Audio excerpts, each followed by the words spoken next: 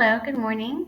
I thought it might be a nice idea to do a video as a way of kind of providing plans to the sub this morning. So you can now follow along in a lesson plan as if I was there. The idea of this way of doing it is that you can pause it as you go. So basically, I would describe a task, you would press pause, go do it, and then be able to return. So hopefully this will work. It's my first time doing it for this purpose. I've made them for other purposes. So today we're going to look at the intro to the next unit. And then you'll create a list of some of your favorite books, which should be sort of a fun, somewhat simple task to do. Share your list with other students for ideas. Then I want you to do a grammar quiz. The idea of this is that it's a pre-test. So for pre-test, it's really important that you do in fact show me what you actually know, and don't try to get information from other people or read online or cheat in some way, because it doesn't make sense. It doesn't help your grade, because this is not going to be something where I know you haven't learned it yet, and so I wouldn't use it to inform your grade in the future. The idea right now is that you're showing me what you already know, showing yourself what you already know, and then after you learn it, you'll be able to take the quiz again and see if you are able to do better. So it's really about being honest about where you're at. So please don't get any help from anyone. Don't even ask them questions. Just try to think about it on your own. Then there'll be a very brief grammar overview. Then some grammar practice, which might turn into homework if you don't have time to get it done in class. In this case, it's okay if you look up and try to understand how to do things and look up questions, and don't just rely on your memory. That's fine. Okay, so this unit is really about having some choice, having some freedom to do things that you're interested in. So instead of reading one novel that the whole class reads, like Of Mice and Men, you will get to choose from a list. The librarian will come in and kind of go over the topics and explain general genres and options available. And she's wonderful, and I think she'll kind of make you excited about some of the books. You're going to be reading on a schedule that you'll set. You'll come up with some reading goals, and you'll have time devoted in class as well to read. You might have to do some reading outside of class as well. And then you're even going to get to choose your assessments from a list of options. So there'll be two different types of list of options that come for those, the two summatives for the unit, and you'll get to choose between them. They're really creative and fun, and they should be able to. You should have an opportunity to kind of show what you love about the book. Some activities. You set yourself a reading goal. You're going to make a book folder collage, which should be kind of fun. We'll say more about that later. Just like you would in in-class reading, you're going to analyze and discuss characters, setting, plots, and themes. So it's still an analysis task. It's just like it would normally be, but instead of having one book, you're going to be reading different books. And there's going to be a choice of activity. That's what I was talking about with the assessments. So for today's lesson, you'll have about 10 minutes, or you should give yourself about 10 minutes. In a few days, you're going to be telling your friends about one of your favorite books. So you'll have this handout that you will fill out, which is kind of basic: cover of the book, title, author, setting, main conflict, themes, protagonist, antagonist, star rating. You are not filling that out yet. I'm just giving you a little sneak preview into future lessons. And you are going to, so today I want you to brainstorm some of your favorite books for that. Sorry, it set it out of present mode when I went, so I kind of need it back on there. You're going to use Goodreads. So you'll go to goodreads.com, and I want you to find some favorite books of yours on there and list them as books that you've read. Choose them. So if you haven't used the site before, you'll have to create a free account using your school. Their default is private on here, so it won't share with other people. So I went on here and I chose Of Mice and Men. And I put that I had read it already. That means I've already finished reading it, right? I could have also chosen that I'm currently reading or I want to read it, but I've already read it, so I put it that way. And then because I like it, I might think, okay, well, what else do people enjoy? So I'm going to look at similar books. Books that are similar, The Catcher in the Rye. Oh, I've read that. It's a wonderful coming of age story that a lot of teenagers like because it's, oh, he's a little upset at the world around him. He's kind of critical. So sometimes it's kind of fun to read somebody with that kind of perspective. Animal Farm is something you guys are going to read in your social studies class. It's a great classic. So if you are interested in getting a preview, you could read about it.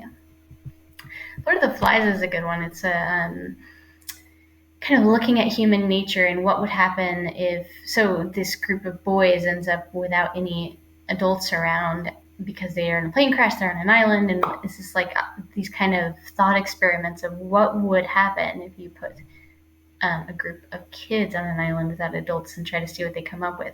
It kind of makes you think about like how governments form, like how do they decide to end up having, like who has power and how decisions are made and but I think there's also an element of that question of will the bullies rise above and be the ones that rule everything, or will like the kind benevolent ruler? And it's just a very thoughtful exploration of that idea, and it's kind of fun to imagine as a kid not having any adults around. So I would strongly suggest that one. But you guys can choose anything you're interested in. So you put in a book that you like. So maybe you like Divergent, and then you choose, so I have already read it, so I will change it to my read.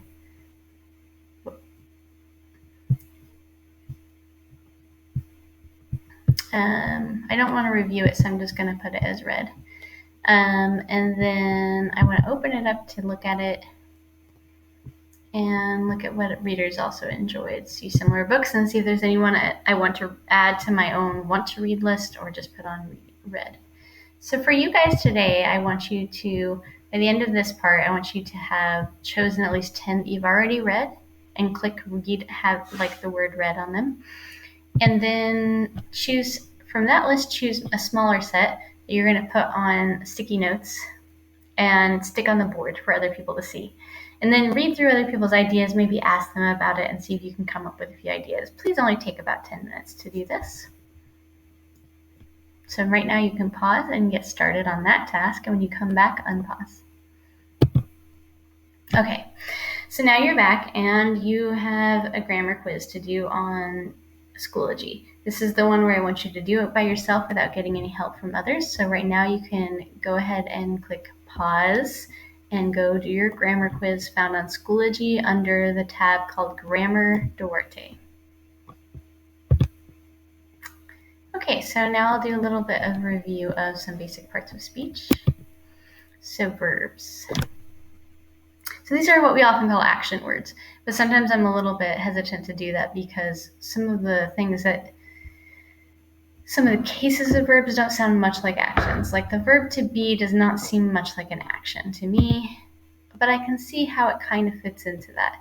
And especially within the sentence structure, if you look at a basic sentence structure of verb, subject, object, subject, verb, object. So it might be like I ran or I kicked the ball. That's subject, I. Kicked is the verb, the ball. It's similar whenever you look at where to be is, it fits into the verb. I am a woman, right? So that's still subject, verb, object, similar sentence structure. So you can see it, but it's just something to think about. They're not always clear actions. So run, jump, to be, has, got, etc. Nouns. These are person, people, places, and things. Person, places, things. But the things thing can throw us off sometimes because some things don't really seem like things because they're not physical, tangible objects. So lots of words that end in ness would be an example. So happy, if I say I am happy, I'm using an adjective that describes me. But happiness is this abstract thing, and it's actually a noun. So you can have happiness. So that may be one helpful thing. A noun is something you can have. I have a ball. I have a cake. I have happiness. But For adjectives, it would be something that you are. So I am happy. Nouns, person, place, or thing. It can be abstract like democracy. Pronouns, these are the things that replace our names. He, she, it. Preposition, usually helping us locate place or time, above, below, before, after. Adjective helps us describe things. English is kind of strange. We're putting it first, right? A lot of languages will put it afterwards. So car, red, or red car. Adverbs. Now these are kind of like combining the idea, just like it sounds, of an adjective, ad, and a verb. So instead of just describing a noun, like an adjective would describe a noun, right? So a red car. An adverb will describe a verb. So how did you do something? So I ran quickly, or I ran slowly. I thought quickly. You can sometimes just create an adverb by adding ly. So many adverbs end in ly. It's not a rule that they have to. It's just kind of a helpful hint because a lot of them do. But you might have like, trying to think of a good example. Well, I mean, you are quick, but you did something quickly. So you can see how they're used as an adverb. You are something, or an adjective. You are something, like you are happy, you are quick. But when it becomes an adverb, it's how you did it. So you did something quickly, you ran quickly, you spoke quickly, etc. All right, so now into the types of sentences. The reason we need to know this for grammar is that it helps us to understand, well, there's a lot of reasons, but one of the reasons I'm looking at it right now is to understand where we use commas, because our comma rules depend on whether or not we have a simple, complex, or compound sentence. So a simple sentence will be something with just a single clause. And what is a clause? That's the basic unit of grammar. It must contain a verb. Typically, it's made up of a subject, a verb phrase, and sometimes a complement. So it might be something like a subject-verb-object, which I was talking about a minute ago. But it could be something as simple as, like, I have eaten, right? The sale starts at 9. I didn't sleep well last night. Are you listening to the radio? So you could even just say, are you listening? These are clauses. They're simple sentences, kind of the simplest unit that can have meaning.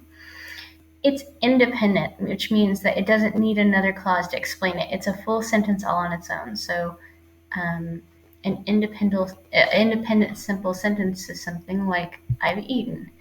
But if you put, here we have, I looked at her and she smiled. That is a sentence, but it's not a simple sentence because it has two clauses.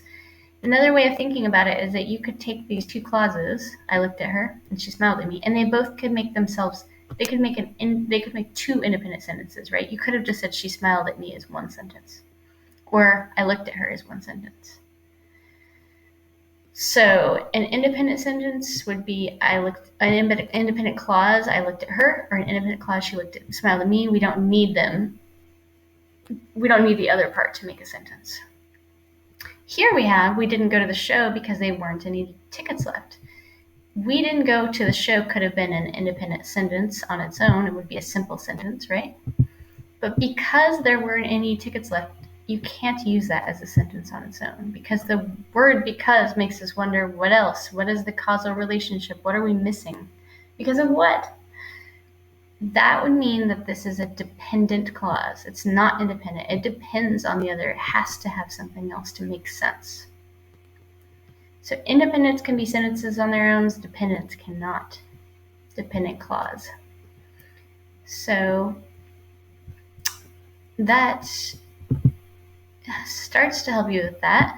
A complex sentence is one that has that dependent clause in it. So it's just saying a sentence that has an independent clause and a dependent, or more than one dependent, but it has to have at least one. So a complex sentence is a sentence composed of one or more dependent clauses and a single independent clause. Dependent clause is also known as a subordinate clause. Just to confuse you, we had to have more than one term. An independent clause is a complete sentence on its own, unlike a dependent clause that depends on other clauses to express a complete idea. It doesn't make sense on its own. A sentence is said to be complex if it contains the two clauses, independent and dependent. A complex sentence only differs from a compound one that it has a single independent clause. So the compound one is one where it just has two independent clauses together. It was like that one we were reading a minute ago. This one that says, I looked at her and she smiled. Those are two independent clauses. That just makes it a compound. So compound is combining independent clauses. Complex is putting a dependent one in there, one that has to have the other part. One or more, could have more than one dependent clause. All right, so comma rules that depend on this. So if you have independent clauses, like I told you a second ago, and you're using one of these words, sometimes called a fanboy, because they put it for, F, and, nor, but, or yet, fanboy. The game was over, but the crowd refused to leave. The student explainer questioned, yet the instructor still didn't seem to understand. Yesterday was your brother's birthday, so she took him out to dinner. So with that, I think this is one that actually there are teachers that will teach that you don't have to in this case. So this one's maybe not the most important case to use it.